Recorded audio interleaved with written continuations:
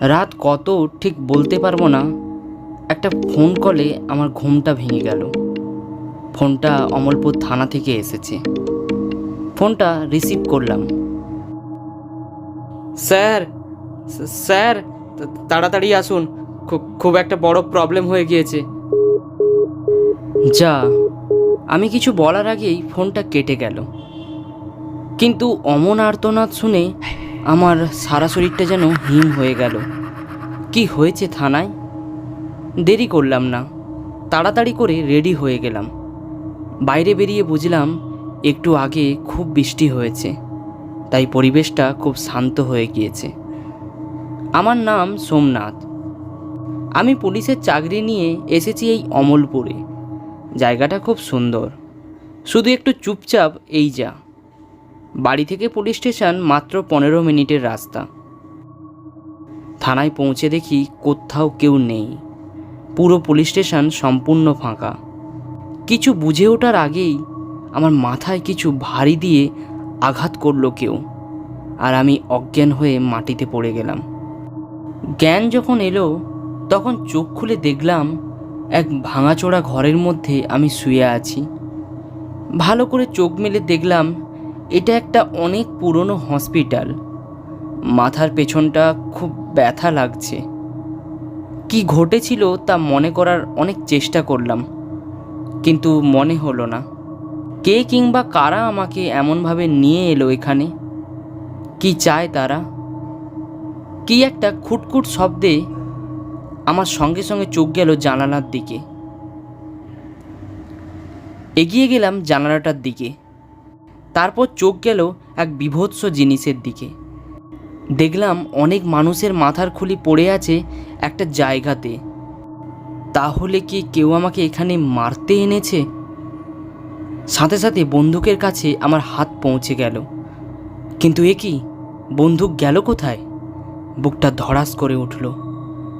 যে আমাকে এখানে এনেছে সে আমার বন্দুকও চুরি করেছে। এখান থেকে পালানোর কোনো উপায় নেই। বাইরের দরজা পুরোপুরি বন্ধ।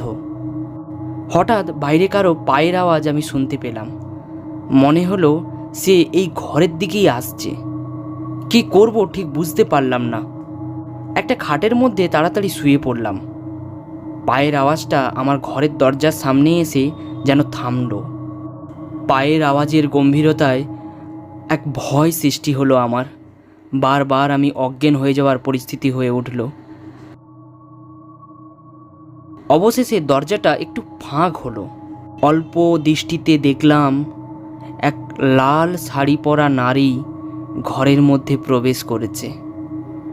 তার গায়ের মধ্যে অনেক গহনা। মনে হলো সে যেন এক গৃহবধূ, আর তার এই সবে বিয়ে হয়েছে। আমার সামনে এসে সে দাঁড়ালো।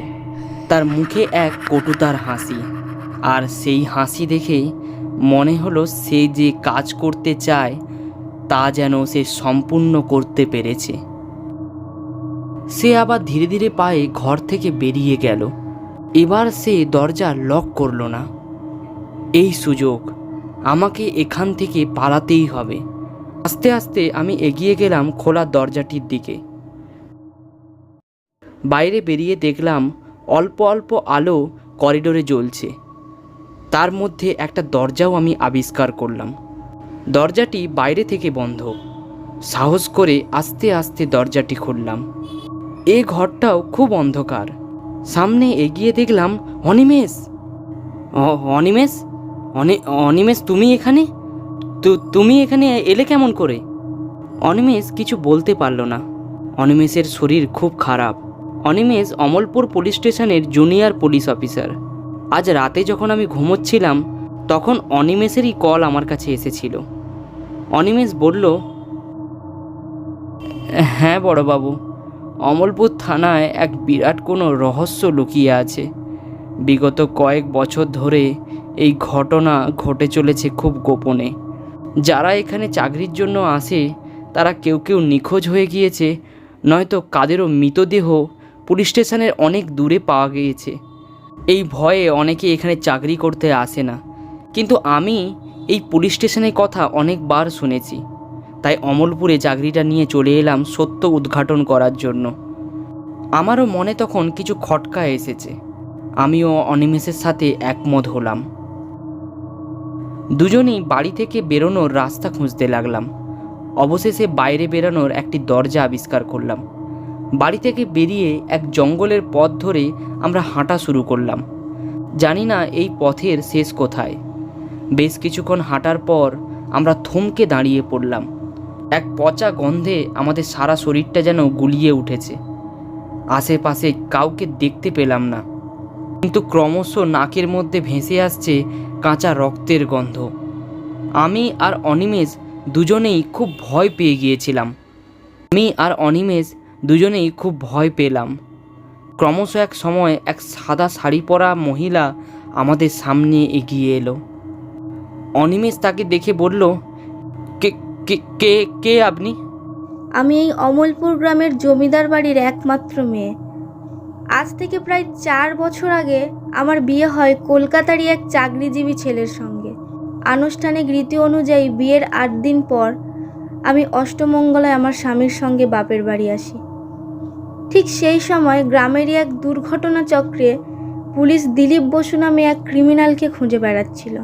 দুর্ভাগ্যবশত আমার হাজব্যান্ডের নামের সাথে তার নামের মিল ছিল।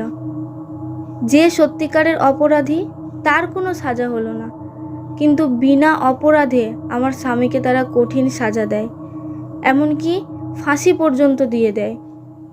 চোখের সামনে এসব আমি সহ্য করতে না পেরে আত্মহত্যা করি। তারপর থেকেই পুলিশদের আমি সহ্য করতে পারি না। তারা টাকার জন্য সব কিছু করতে পারে।